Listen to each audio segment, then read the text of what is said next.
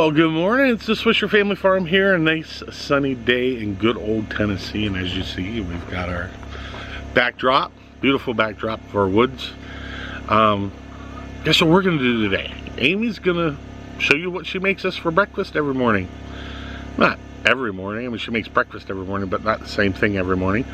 But I thought we'd videotape her cooking for a change and kind of give you guys an idea of what's going on. Yeah, you like this? It's coming in good. Coming in real good. So at this point, we're going to get over to Amy and we're going to show you what she does when she's cooking and what we use. Now, we got a lot of videos coming. I'm sorry we haven't been posting a lot, but we've been doing a lot of work, and some of the videos that we're doing take time to get the job done so we can post the videos.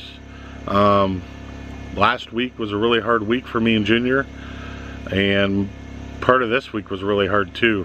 We did nothing but fencing for 2 weeks, and let me tell you, wow, what a lot of work that was. But we pretty much got it done. There's some things that, you know, we might need to change in that, but you'll get to see that on a video coming up soon enough. And don't forget, we're doing our fire pit.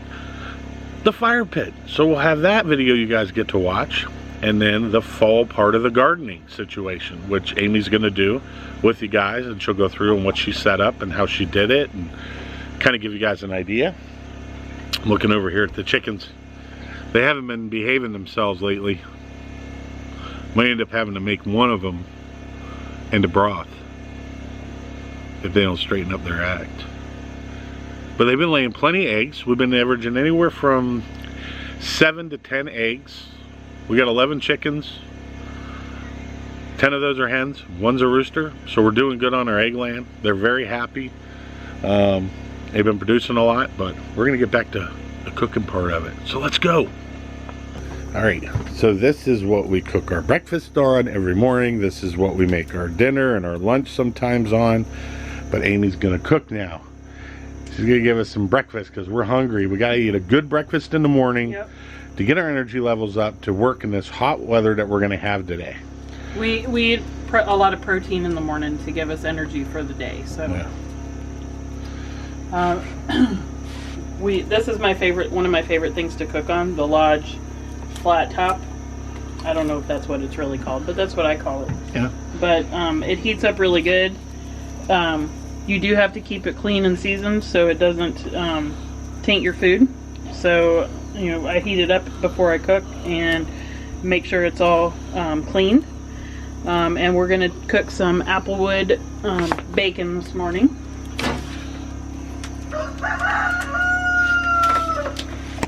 And on a propane grill, one of the problems is that there's not a whole lot of variation in the temperature setting. It's high or higher. And so we really had to play around with it a lot to figure out the best way to cook our bacon. Cook the bacon and everything. And food in general. Yeah, because we don't want it to burn. Yeah. But we want it to make sure it's cooked properly. And by the way, we will be doing a review on this grill for you guys. So if you're interested, it's inexpensive. It's great to have on the homestead, especially if you can't have a stove and you don't have all that stuff and you don't want to start the fire pit all the time. A grill lasts us. Now, a tank normally lasts us roughly about 3 to 4 weeks. And that's cooking twice a day, so that's not bad. Yeah, and some of the stuff we cook, like there'll be days that Justin will cook spaghetti. That's not a quick, you know, 15-20 minute meal. The spaghetti's on the grill for 3 or 4 hours. So what I do with the Lodge when I'm cooking bacon is I start it on high, get it heated up really nicely to get really hot, and then when I put the bacon on, I turn it down to medium low. Thank you. Because if I keep it on high, it will burn the bacon. It doesn't matter how often I turn it or how often, or you know, how quickly I do anything else. It is going to burn the bacon. So, what's nice about this grill is it does have a side burner. So when we need to do things in a pot, we can, or a skillet, we can do it over here on the side burner. So that's nice. have bacon grease on me. Now that review that we're going to do on this specific grill, they aren't paying us anything. We're doing the review, and we have had this since we moved out here. Yeah, that was, so was we one of the have, first things that we bought. Yeah, so we have had the time to actually test it. Not like 3 days and then we're going to throw out, this is a great grill, blah, blah, blah. No, we've had time to test this thing out. So we'll give you all the pros and cons on it. One of the things I like to do to make sure that it doesn't stick is I'm not flipping it over yet. I'm just making sure it's not sticking. So. Another thing is too, is if you have if your flat top, as you want to call it, your cast iron flat top to put on your grill, the plus about this is if it's taken care of correctly, then it shouldn't stick. No. And the bacon doesn't really stick. No. It just, sometimes it sticks together. So I like to break it apart before I flip it over, because there's nothing worse than when you pick up one bacon to flip it over, then it picks up 3 of them.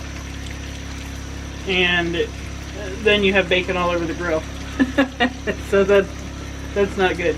So for those of you who are moving out onto your new homestead and stuff and aren't really sure, you know, what you could use, what you have to do, you know, if you can't afford to buy a gas grill, and gas grills are pretty cheap and inexpensive, but if you can't afford, wood is always a good other alternative.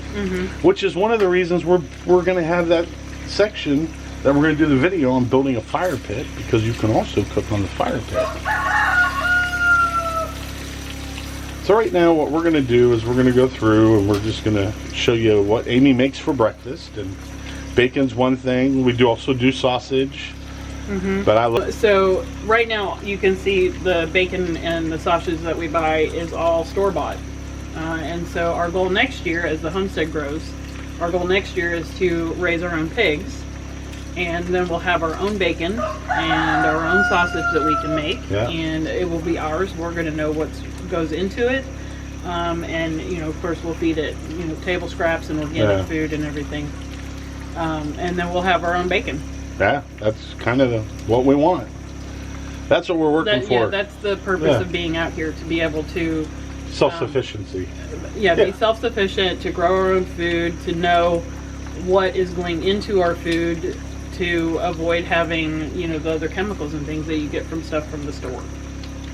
Because none of our animals are going to have the antibiotics, none of our vegetables have pesticides, or everything is organic, and we want to make sure that we control what we put in our bodies. Unfortunately, right now, we can't control it. Yeah, we're getting there.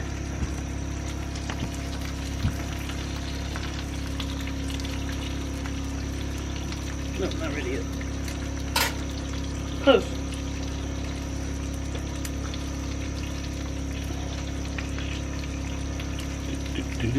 Waiting on the bacon. I love me some bacon. I am a bacon hound. I like pork, period. And all you people who don't like pork out there, that's your prerogative. That's, if you don't like it, you don't like it. But I love it. Now you guys are kind of wondering, you know, all the stuff with the health issues and all the stuff on food. Let me tell you, being a chef for 31 years, I'm going to be 100% honest with you. If you try to eat the most natural products that you can afford to buy, and the healthiest products that you can afford to buy, guess what? You will be a healthy person. Now they're saying, you know, we've had things out there on food where chocolate was bad for you. Oh my God, chocolate was so bad for you. Now you're seeing all these scientists say chocolate's good for you, and how coffee's bad for you, and then how coffee's good for you. And red wine, how red wine's bad for you because it's alcohol based, and then how good it is for you. Yeah, every article that's out there about things that are bad for you, there's an equally, somebody else did another study to show how good it is for you. Yeah. So you got to do your own research about stuff, and you have to, you know, take everything on face value. Read from more than one source. You have to decide how credible the sources are. How much research has been done, if there were studies done. You have to look at How many people were in the study? Was it a 25-person study? Was it a 2,500-person study? 25,000-person study? You got to look at all of those things to determine the validity of the research that was done about whether or not you want to believe it or not. I mean, exactly. A 25-person study, to me, that's not even scientific because that's such a small sampling of the world's population that it doesn't even amount to a drop in a pool of water. I mean, I mean, that's like, that really is. If you look at a pool, like an Olympic-sized pool, that would be like taking a dropper. Putting one drop in the pool, and putting one drop. That would be the equivalent of that. And so that doesn't even make sense because if you put, like, say food coloring, if you were to take an Olympic-sized pool, put one drop of food coloring in it, it's going to have no impact on changing the color of the pool. So, and a lot of stuff gets a bad rap. A lot of things get a bad rap because of these studies. I think the funniest thing for me is the raps that, or the companies that you see advertised on TV for all these natural and herbal products, and they're backed by no doctor, no scientist, some company they made up that said it's good for you. We'll take it.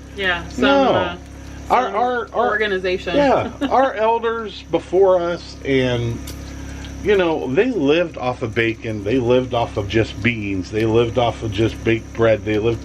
They were only living until they were like 30s and 40s and 50s, but they were eating stuff that they grew, the beef and everything else. Now it's this deal with pills and vitamins, and you know, I take vitamins. I take vitamins in the morning before I go to work. You know, some of them I have gone to a doctor that I need, and that's for my diabetes. But for the most part, I'm a salad lover. I mean, I love salad. I'll eat salad before I'll eat bacon, before I'll eat anything else, because I love salad, because I love the taste of a fresh vegetable. Especially, you know, this year our zucchini and our squash has just been absolutely crazy, and we've been eating that almost every night. But you eat it now because once the season's done, you're not going to have it all winter. So it makes you enjoy it. See, the problem with grocery stores nowadays is when I was growing up, when you walked into the grocery store, if that grocery store had oranges, you were a lucky person. But most of the time, it had the bare basics of what you needed, and it got you through. You know, a lot of potatoes, a lot of root vegetables, a lot of stuff that lasted. The grocery stores would put in there in the wintertime. You know, if you got head lettuce, you got head lettuce that came in from Florida, stuff like that. But it ain't like now. Now you go to the store, any vegetable you can possibly want is there. But what have they done to grow it? You know, and especially when it's not in season. And how safe is hydroponics? And how hydroponics worries me because one, there hasn't been a long enough study for it, and two, the chemicals that goes into the hydroponics to grow the hydroponics, how safe is that? We don't know until another generation comes up and finds out that there was a chemical in the hydroponics that is giving you cancer now. I mean, they got so many different things out there, you know? And the preservatives they put in food, you know, some of the preservatives they put in food, I was explaining to Amy about this one day, is that you buy that cheese that's shredded, and a lot of times that cheese is processed with a wood mill, a really fine grind of wood mill. And that wood mill, which is edible, but it's not good for you. It's food grade. But it's still a filler. And they use it so that the cheese doesn't stick together when you're buying the shredded cheese. And a lot of times when you're buying that shaker cheese, the Pecco Romano or the Parmesan, that has that wood mill in it too.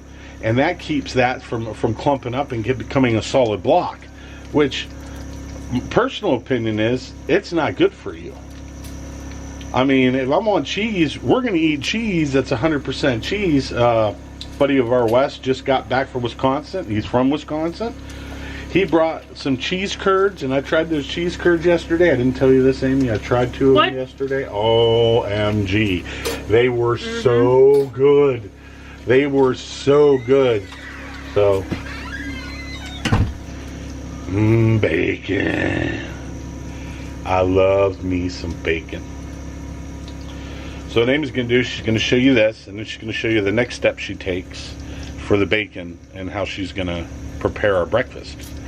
Now, a grill can be used for everything, guys. Don't let it fool you. It's not just for steaks and chicken. I mean, we've done everything. I've made... We do our vegetables on here. Yeah, We'll put vegetables in a saucepan. We can do that way. And we do that right here on the grill. On the grill part. We don't do it on the side burner. We do rice. Yeah. We do... Oh, yeah. It does rice really well. We do pasta sauce. I've made Alfredo sauce on here. I've done some pretty exquisite stuff on a grill that most people don't even use a grill for. Yeah. And another we've cooked every meal on it. Yeah. Since we've been out here, unless it's we're all having we got. sandwiches or something. Or we go out to eat, which doesn't happen often. No, That's we once haven't been in a out blue to eat moon. in a while.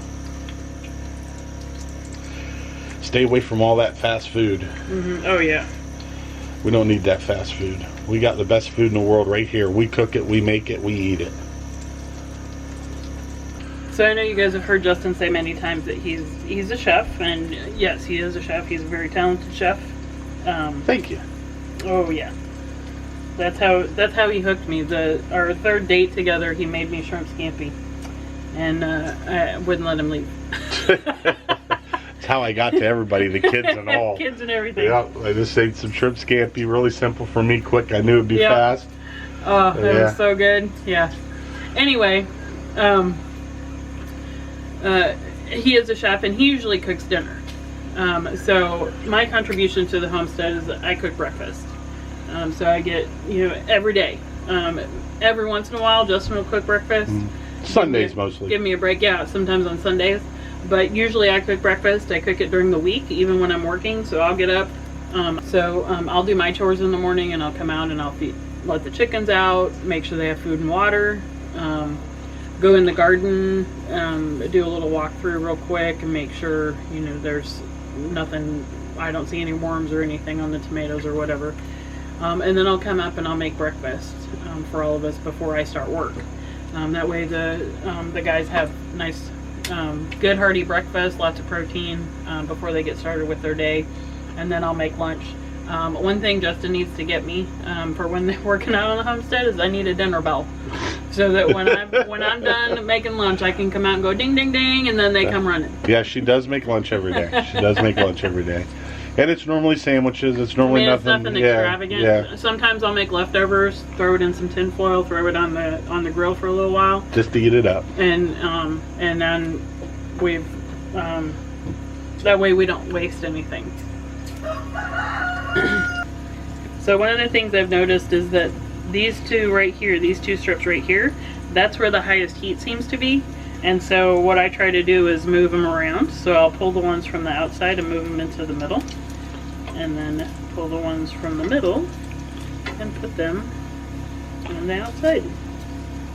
Towards the back of the grill. Yeah. Well, no, even right up here. This is, so the line right here where it starts, where the gas comes out is about right here, which is why these two right here get the highest heat. Even in the front, the first line right here doesn't get as much heat as these two right here. So I'll put one in the front, one in the back, and then slide these around. So the eggs we're using today are what? From our own chickens. We've been eating our own eggs for probably about a month now. So we get about 9 eggs a day. We have 11 hens, 9 eggs a day. So there's a couple that lay clearly every other day, which is fine. Right now there's 3 of us. In a little while, my son's gonna go back home to his dad. So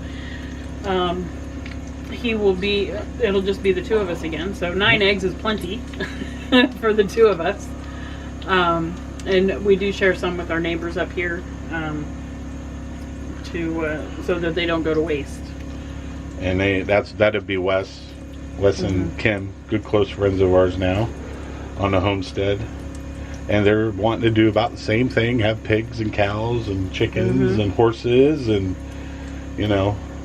maybe one day, I can go down and video, and we'll y'all all get to introduce to Wes, and fantastic guy on doing construction, and it's what he does for a living, and he has built his house. Yeah, he built his house from scratch. So He's a little bit more. He may be helping us build our house. Yeah. So we've been in talks with him about doing our forever home. Yeah. I think Justin has probably told you in a couple other videos. This tiny home was a good starter. We are working with another company to have another one come out that's a little bit bigger, that's going to better suit our needs for now. And then we will start building our forever home in another area of the property, probably in the next 12 to 18 months. And so that'll be some really good videos because we're going to show you the progress of our home, our forever home. Well, and another thing is too is the other company that we're working with, and we're not going to say who that is yet.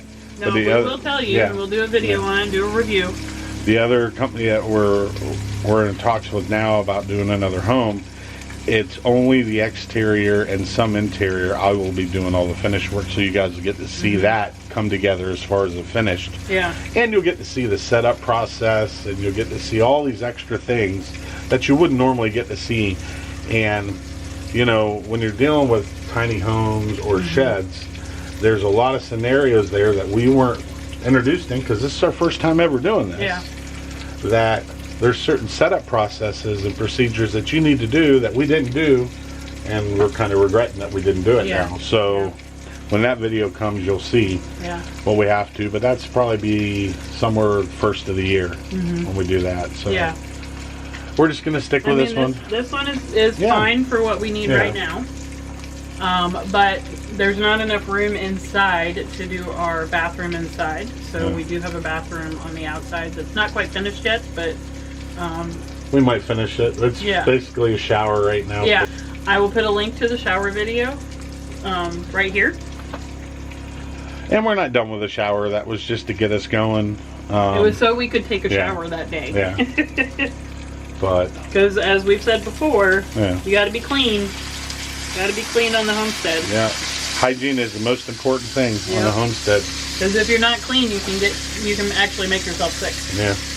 What the heck? What the hell? So I have to show you what I just looked over and saw. Yes, that is our rooster. Up on the, he was on the roof above the garden table.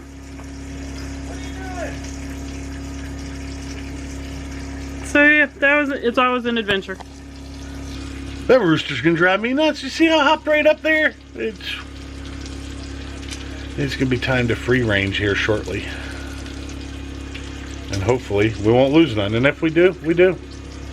One of the bad things about cooking on this griddle is that I can only fit 5 slices of bacon across it. So if I'm going to do 6, so we each have 2, then I have to cook one separately. But you can see, I mean, look. Perfect bacon. Yeah, it's not.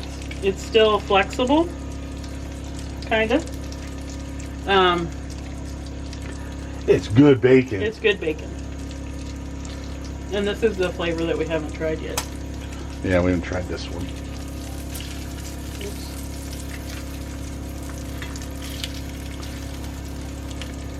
I'm gonna go get the rest of the stuff. Okay.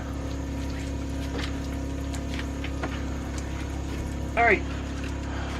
So, we have a variety of chickens, as you have seen, when we show them in the coop, and we get a variety of eggs. They come in different sizes. We get ones like this that are nice and big, and we get ones like this that are a little bit smaller. Probably at least every other day, one or more of the eggs that I will break has a double yolk in it. So they might get to see that today. And they might get to see. You might get to see it today. That means Hey-Hey's been doing his job, right?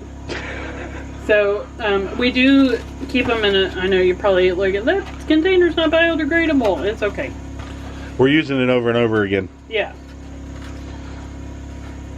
Plus, I'm not buying organic grown eggs when I grow my own. Right. So one of the things that will be nice when we do our outdoor kitchen is we will get a prep table Yeah. So I'll be able to put all my stuff down, and I won't have to have it sitting on the grill and sitting on the.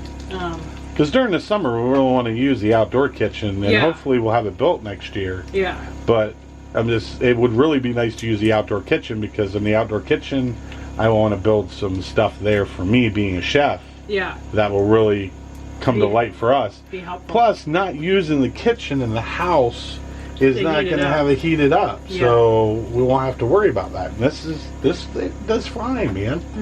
I mean, as long as we've been using it. I'm very happy with it. Yeah. I I mean, a lot of you people out there don't know how to make eggs, or can't make eggs, or don't have luck making eggs. Well, I'm going to give you a little tutorial on how to we've make seen eggs. people make eggs on, on YouTube. On YouTube. And probably one of the most important things for making eggs is using the right equipment.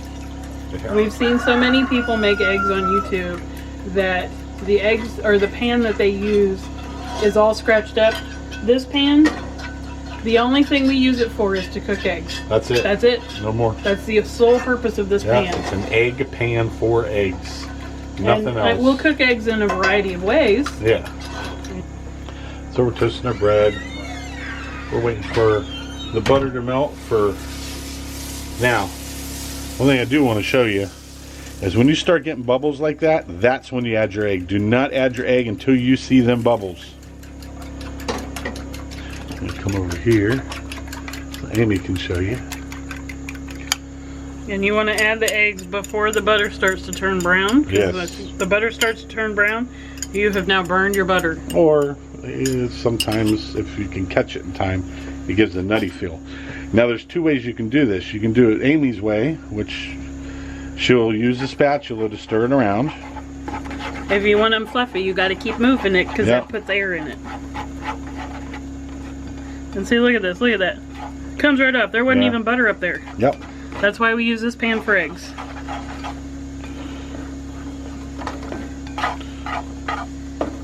But this ain't about the pan. This is about making eggs for Junior. Yep.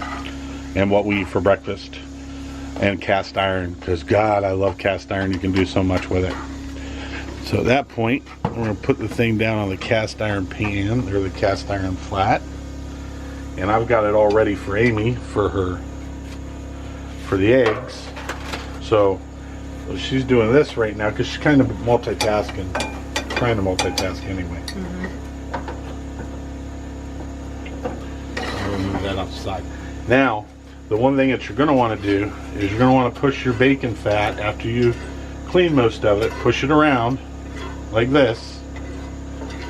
Get it covering that whole flat point right there. Cover the whole griddle. Yep. With that oil. Alright. Remember what she said, the front's the hottest part. So those are going to be the eggs that cook the quickest. Yep. Go ahead, hon. Show them what you're made of. So I want 3 eggs this morning. I normally eat 3 eggs a day. And one thing that we've noticed is that our chickens do have hard shell eggs. Yes. Which is awesome. And I always make sure that I do not put the shell back in there because I don't want to cross-contaminate with the raw egg in the container. Yeah. And we have sanitized this container to make sure. I'm going to give you one of the big ones. Make sure. What? Go ahead. Maybe you'll see a double yolk. Nope. Not We yet. probably won't because we're on camera. Yeah. Try the green ones. The green ones? Okay. Yeah.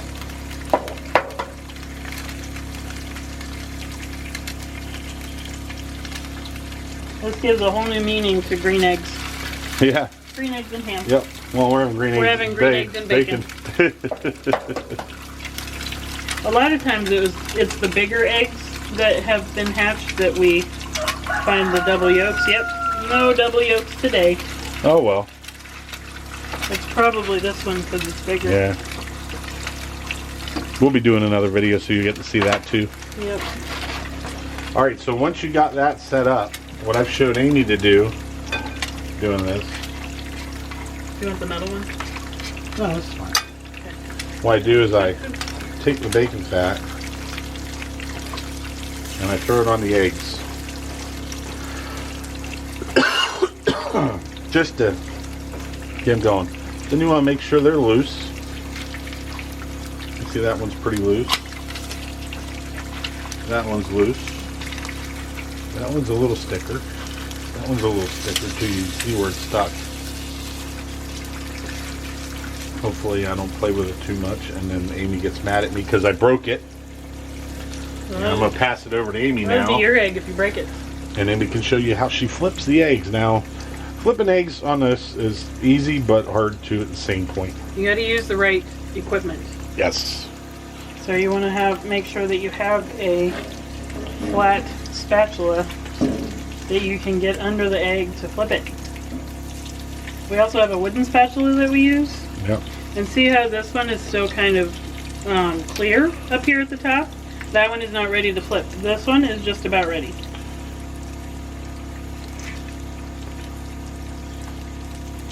I need to go grab the plates too. Yeah, I'll get these while you grab the plates. Okay. Okay.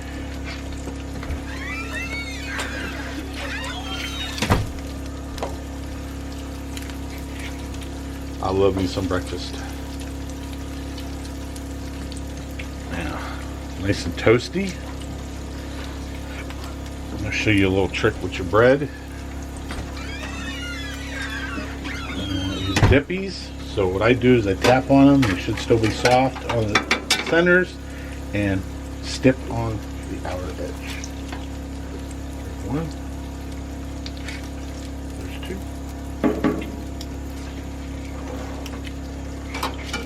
One.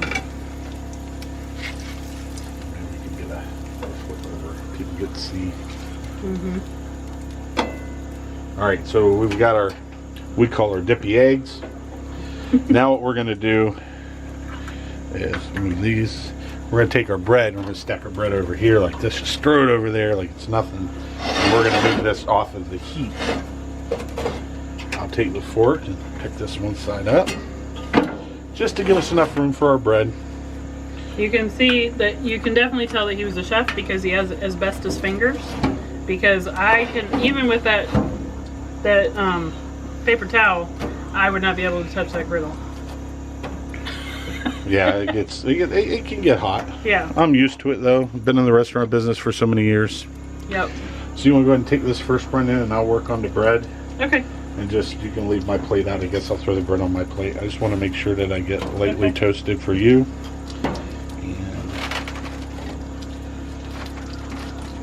And Amy does not like her. I like a little char on my bread.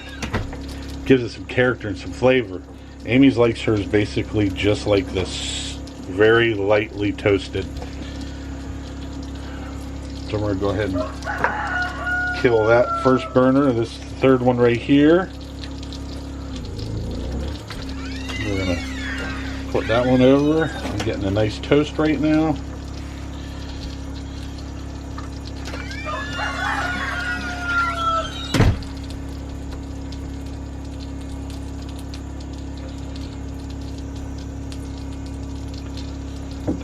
Oh yeah, what I like to see. And then Amy's is just about ready because I know how she likes her eggs.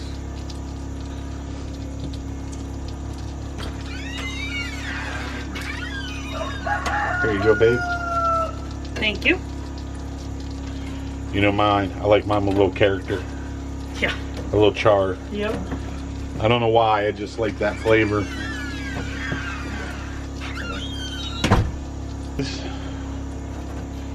Yeah. Alright, so I'm gonna go ahead and kill this grill. Shut it down. Got it all shut down. Here we go. Alright. So there's my 3 eggs with my bacon. My 2 slices of toast. Listen. Hear that crunch? That's good toast. I'm going to shut the lid of this.